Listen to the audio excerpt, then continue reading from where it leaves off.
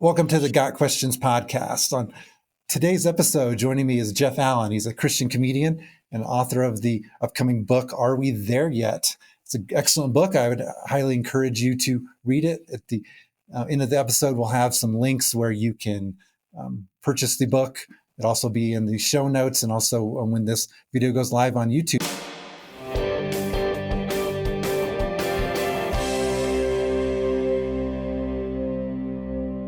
Jeff, welcome to the show. Hey, thanks for having me. We can't do it without you guys, so I appreciate the opportunity. So, Jeff, before we dive into the book, I wanted to ask you some questions about humor in general, but we're a ministry that answers people's questions. Occasionally, we'll receive a question like, sort of along the lines of, is it okay to laugh? Or what role should humor play in the Christian life? In your experience as a Christian comedian, does God have a sense of humor? Does God want us to laugh? Why did God give us the ability to laugh as part of our design?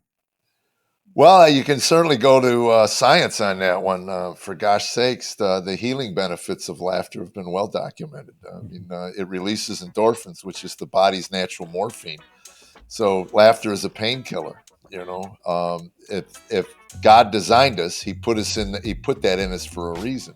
Mm-hmm. And I used to think about, when I first became a believer, I used to imagine the blessing and the curse it would be to be able to see the true nature of a person's heart. And you got to think at some point, when these disciples said to Jesus, "Oh, I'm with you, Lord, I'm there," and He would just go, "Yeah, right." Yeah, okay, So I hope He has. I'm sure He has I hope He has a sense of humor. He has to. For gosh sakes. Look at us. And our promises and our.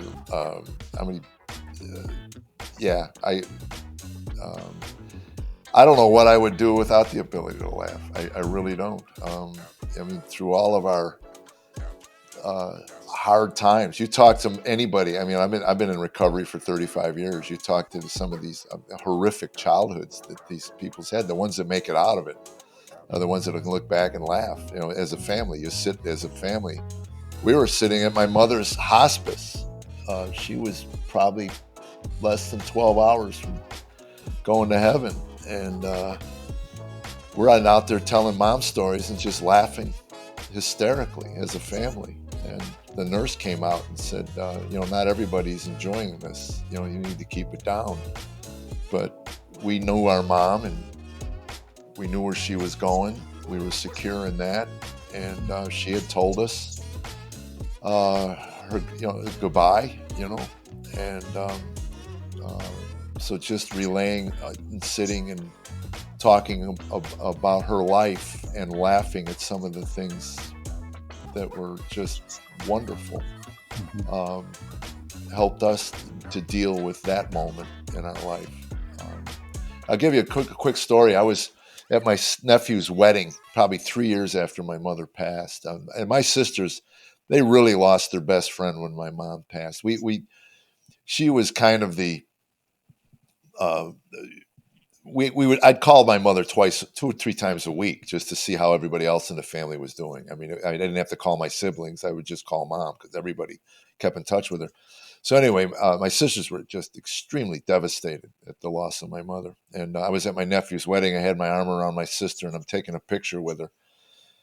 And right before the camera, the photographer's ready to take the picture, I leaned over and I said to Vicky, I said, "You remember when Mom was in hospice and she was slipping into a coma?" And Vicky says, "I remember that." I said, "We all went in to say our goodbyes." And she said, "I remember that." I said, "Mom told me I was her favorite." And my sister, the cameraman, got the picture of her just laughing. And she said, "Well, she told me that too." I go, "Well, she lied to you. She Nice. just didn't want you to get hurt." Yeah. But that's a blessing. To be able to, 3 years later, it wouldn't have been a joke I made the day after my mother passed away. But that's to me the out the other end part, and to laugh at my foibles in recovery rooms. when I got into recovery. I was obviously, you're beat up, you're broken, you're just destroyed. And to listen to the laughter in those rooms at people talking about what they were like 10 years earlier, 5 years earlier, and the stupid, there was a guy that told a story. I'll never forget this, that his wife would chain him, handcuff him to a radiator on Friday night so he wouldn't drink and drive. So he'd sit in his chair, handcuffed to a radiator, forced to stay in his chair, had a little bucket that he went to the bathroom in, and he would drink a fifth of vodka. And he said, I did that for 8 months as if it was normal. You know? Not once did he think that was abnormal, And you get out the other end of it, you look back at it and you go, holy cow, that's insane. That's absolutely nuts. Mm-hmm. But at the time you're in it, it makes perfect sense. So if you can't laugh at that, you're going to be crushed by your own stupidity, So anyway, that's, I hope that answered the question. I agree 100%. Sometimes you have to laugh just so you don't cry at some of the things you've experienced. And God definitely designed us in his image. So laughter is, like I said, it's healing, it's cathartic, it's can help us to get over things, not in like a dismissive, just forget about it, but like really put it in perspective. And that's, I love that about humor.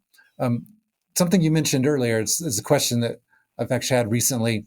As a Christian comedian, how do you know where to like draw the lines in your humor? And not necessarily just in clean versus unclean humor, but some situations are not the appropriate times to make a joke. And we all know people who will tend to try to make a joke out of something that's really poorly timed. As a Christian comedian, as an expert on humor, how do we know when is the appropriate time for humor, and even how do we draw the lines appropriately?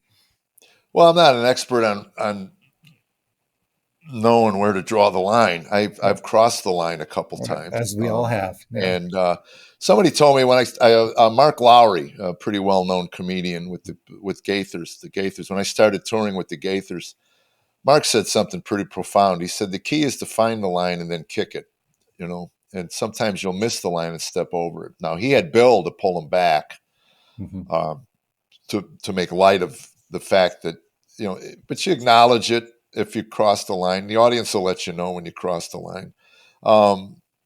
Bill Cosby said something pretty profound. I can't tell you how to succeed, but I can tell you how to fail, and it's try to please everybody. I have a 3 rule. If I get 3 or 4 emails on a joke that from the same audience, I'll look at it and go, well, maybe that was. I remember I was at Estes Park years ago. I was a brand new believer, and I got booked at this Christian music thing, and they wanted some comedy to lighten things up. So anyway, there was a video on leprosy ministry, and it was just this gut-wrenching video on leprosy. I mean, it was like people were crying, and at one the producer of the event leans over to me and he goes, "You got to go up next. We need to lighten up." And I go, "I'm not following leprosy."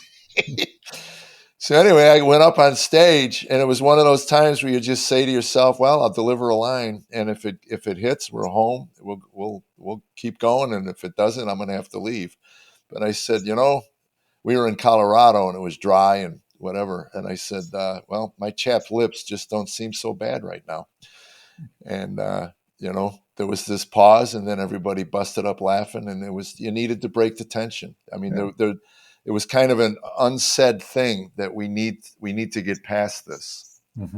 And again, I thought at the time it probably crossed the line, but I'll let the audience make that decision, and I'll just say it. And again, I make the distinction in today's culture because it seems to me there's this knee jerk to not only tell somebody they crossed the line, but to destroy their life for it.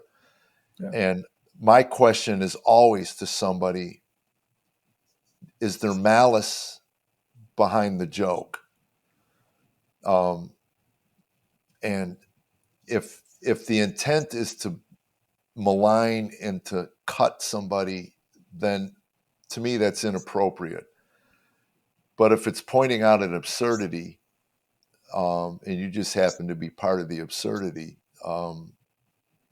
again, there's no malice. When I started in comedy in 1978 in Chicago, we picked on every group there was, But again, there was no malice. The audience determined that. They knew if you were being malicious, and you know, um, blacks talked about whites, whites talked about. We grew up together, and we were in those neighborhoods together, and the cultural differences were obvious. So you just pointed them out. I mean, again, nothing malicious about it. I mean, it was just part of everyday humor. It's what we talked about on the corners, and we talked about in high school, and we talked about wherever we ate, And then all of a sudden, it was almost like they were putting a kink into the hose of humor, Mm-hmm. to where, yeah, that's off topic. That's off. You can't talk about that. You can't, And I sensed it with the drunk driving. I got sober, and I was talking about drunk driving. I mean, I used to drive drunk, and I'm not proud of that. But again, healing is being able to look back at the folly of your life. And it was killing, just killing. And then all of a sudden it wasn't. Mm-hmm. The culture decided that it wasn't good to make light of that, Yeah. And so anyway, I go with the audience. I mean, I'm not there to bludgeon them over the head with stuff they don't want to hear. But it was disappointing for me as a comic, because it was a really good, strong routine, and there wasn't anything in there outside of pointing out my ignorance and my Yeah. stupidity, And So, so, yeah. yeah, there are lines and there are people that cross them. But again, I just look at malice. I look at the intent. If I can sense again, and to me, anything goes. As with anything, it's a learning process and Yes. adapting both to your audience, to the culture, and Yeah. you've learned that just as we've learned that in various aspects of our ministry. How we answer people's questions has had to adjust and adapt over the years. But so let's talk about, are we there yet? So what led you to write this book, and specifically, why that title? Why are we there yet? Well, it's interesting. I'm not a writer. My wife and she's been pushing me for 10 years to write it, because after speaking at churches, people would come over and say, "Have you written that down?" Mm-hmm. For years, have you written it? No, I haven't. I'm not a writer. I'm not a writer. I don't write. And Tammy, my wife, if she wanted to start an argument in our home, all she had to do was say, "What'd you write on your book today?" Nothing, not a word, baby. And then we would argue. And I said, as cliche as it sounds within the Christian circles, I told her, in God's time, this book will be written. If it's meant to be written, it'll be written. And about a year ago, a little over a year ago, I was doing something at NRB, the National Religious Broadcasters. I was just performing, doing a 10-minute comedy set to break up the evening. And somebody from Salem Media was backstage. And oddly, they had never heard of me. I mean, I've been doing comedy since 1978, and I've been in the Christian world for 20 plus years. And anyway, they did a little research on me, and on YouTube, uh, there was my testimony. So somebody from Salem Media reached out to my management and said, "Has he got that written down? We'd be interested in doing a book." So I send them some of my writings, and this was great. In my house, this was great. I sent them a couple chapters that I had written, and they said, "You're obviously going to need some help." And I said, "Could you call my wife and tell her that I'm not a writer?" So um, what we did was I hired a guy to help me edit the stories. Mm-hmm. Otherwise, it would have been a 400-page tome of all this minutia that nobody's really interested. I said, if you could just go through my audio, my talks, and all this stuff, and pick out stuff that you think is relevant to this story, I would love to put it down and on paper. I think it's written from a 35-year perch. I'm 35 years past this. I wanted to write something for my children and grandchildren to let them know what their parents and grandparents went through, so that Mhm. in their life, if they hit hard times, uh, this could be a reference to go, wow, Mimi and Papa got through this. We can get through this as a couple. Mhm. Um, Are We There Yet came from a friend of mine brought that up. He said he took a trip with his kids. He's in his late 30s, and he said, I just get tired of hearing that. Are we there yet? And we all know that when you have kids. Mhm. And it just really hit me. I think it's a God thing. It just hit me that that's what my journey in recovery was like. You as a child, you get in the back seat of your parents' car and they go on a trip. You have no idea where you're going. You really don't. You have no idea what the destination is, you know, what the time frame is. You know nothing. You absolutely know nothing, except through the questions you ask. And are we there? Are we there? You know, you stop at a restaurant. Are we there? Are we there? Every time you stop, is this it? Are we? I'm tired. When are we going to get there? And that was recovery for me. You know, I likened it to your parents leaving you at a rest area and just taking off and leaving you the keys to the car, and you're a 9-year old. You don't even know how to drive. You don't know where, you know, where you're going, or whatever. So you got to rely on everybody around you who's been there, wherever there is. And then you realize at some point, I did 20 years in, there is no there this side of heaven, you Mhm. know. So it was the impatience of recovery, impatience of the restoration. And then when the redemption came through my acceptance of Christ 8 years later, it was like the veil had been lifted. This is what I've been looking for. Mhm. It's just that peace. I just immediately became comfortable in my own skin for the first time in my entire life. I was comfortable. What I chased through alcohol and drugs and porn was everything I got the day after I accepted Christ. I woke up that day. I'll never forget it. I sat on the end of my bed and go, what is, it was such a weird feeling. You've heard the term lightness of being. That's what it was like. It was like something had been lifted and I couldn't put my finger on it. I go, holy cow, I feel good, you know? And you don't realize how bad you felt till you feel good. You know, it's like, and I go, oh yeah, last night I gave my life to Jesus. Is that what this is? I was 40 years old. I was completely naive. So that's the arc of the book. Is the I always tell audiences, if you get through the first 6 chapters without killing yourself, it's actually an uplifting tale. We didn't hold back anything. I wanted the reader to understand what we were like as a couple. Tammy read. I wanted her to be involved in the last draft because I said, if you're not comfortable with this, Mhm. because people are going to want to talk to her when they get done reading it, especially women. And I said, if you don't agree with the parts, just let me know. Whatever makes you feel uncomfortable, whatever, because I unloaded everything. And she read the first 2 chapters and put it down and said, I can't read anymore. We were such horrible people. And I said, but that's the beauty of the story. Jesus didn't leave us there. The world breaks people all the time and they leave them in a trash heap. The streets are full of people that the world crushed. But when God breaks a man or a woman, he doesn't leave you there. He invites you into a new relationship and a new life.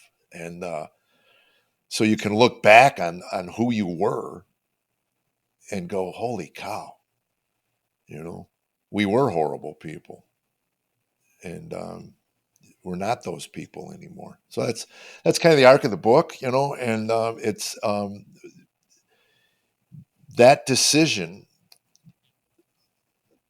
that I made 25 years ago um, to tell Jesus, I'm yours. Whatever that looks like, I had no clue. I had none. I was in the back seat of the car. And throughout that journey for the last 25 years, I've had moments where I just go, am I there yet? I'm tired. You know, I'd smash a plate, break a cabinet, scream at my family. Then I'd sit in my room and just go, I want to be done. Mm-hmm. I don't want to do this anymore. When am I done? And Jesus' answer to me is just, you go out, you repent, you say your apologies, you say you're sorry, and you do better going forward, you Mm-hmm. know. And there is no there. Not till we're there, right? There, Uh, absolutely.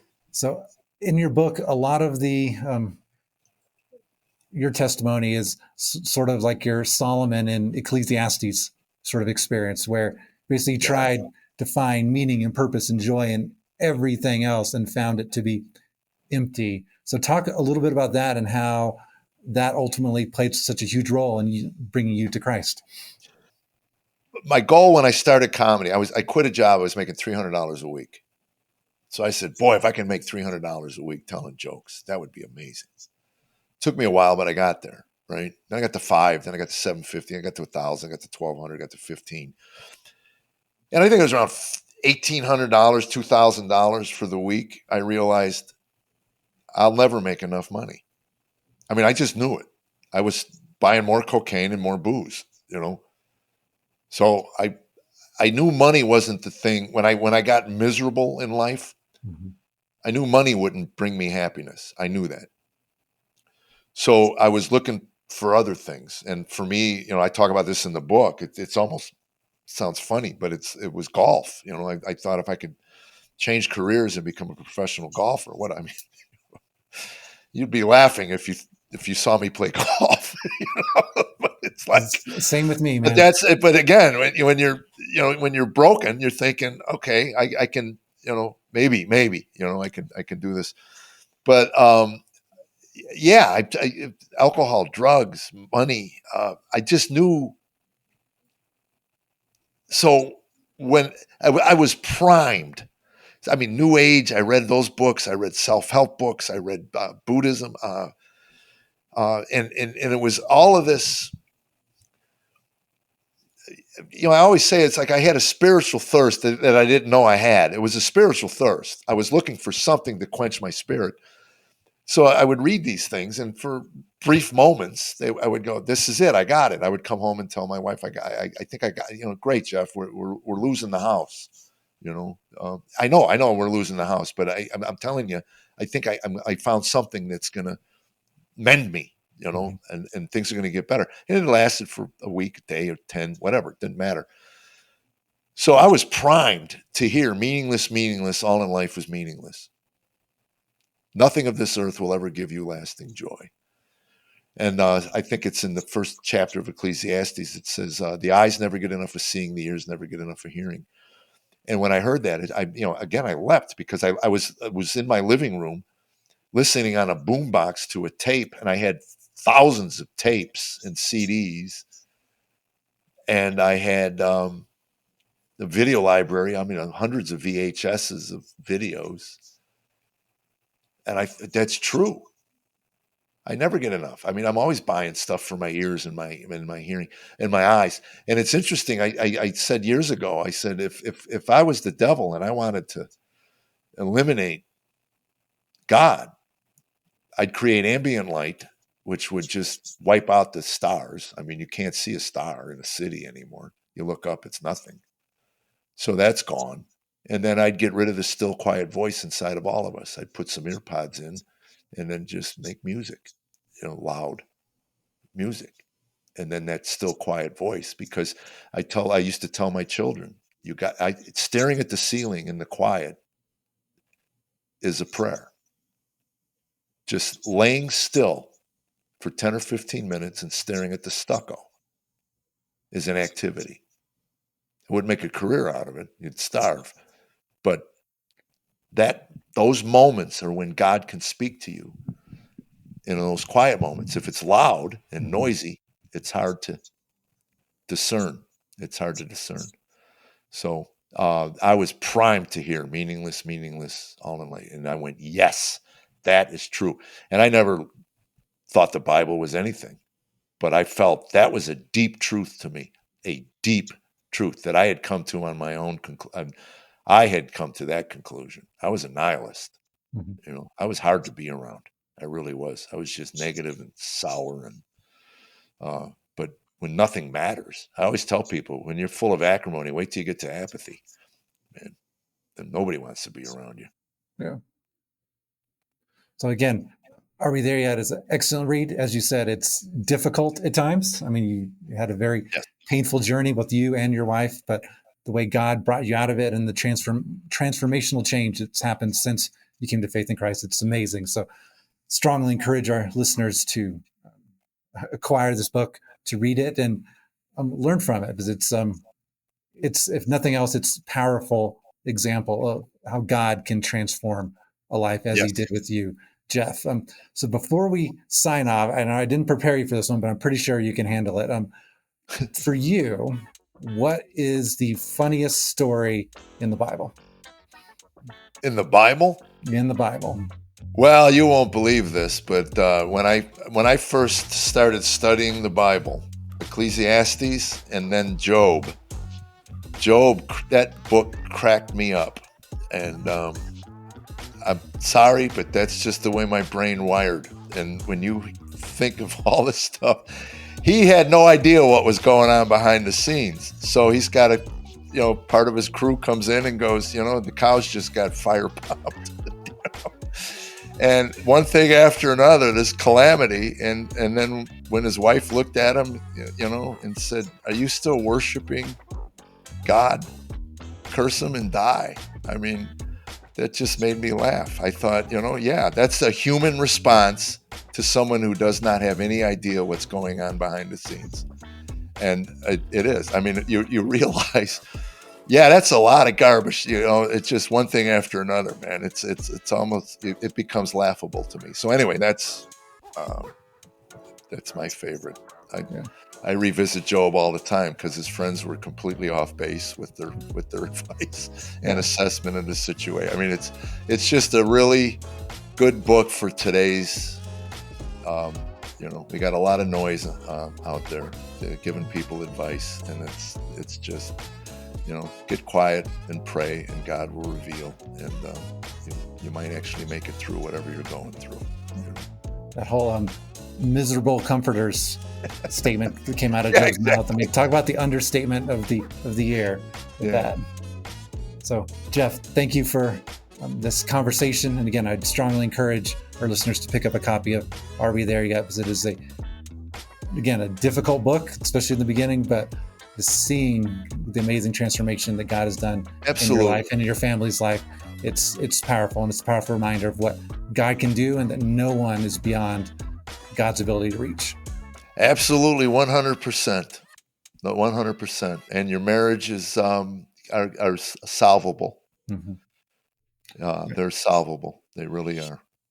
Well, Jeff, keep doing what you're doing. Keep making people laugh and bringing joy. Because, like I told you before the interview, I was just watching some of your videos before this, and you literally brought me to tears, the good type of tears. And my wife was looking at me like, why are you laughing that hard? But for whatever, that particular point of humor was just what I needed this morning. So keep doing what you're doing. That's great. Allow God to use you. I am till I go to the other side and actually see the veil lifted.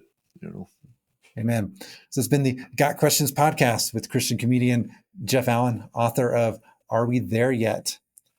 Got questions? The Bible has answers, and we'll help you find them.